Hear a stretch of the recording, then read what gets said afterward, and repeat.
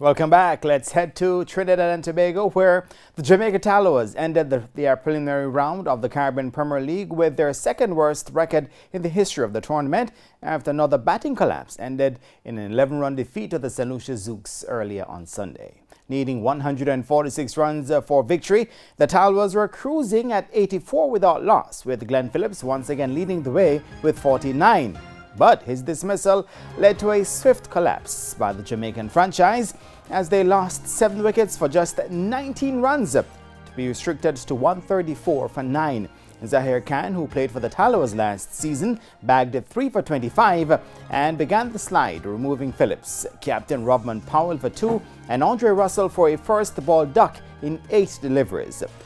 Another Jamaican, Javel Glenn, also played his part for the Zouks, claiming 3 for 16, while Kesrick Williams had 2 for 27, with all 3 wicket-takers having previously represented the Tallawahs.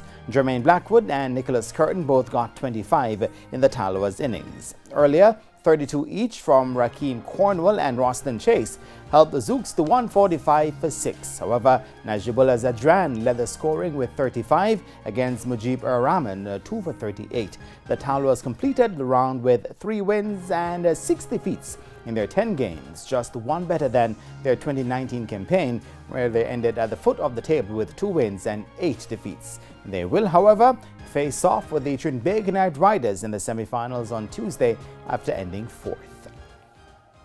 Meanwhile, the Trinbago Knight Riders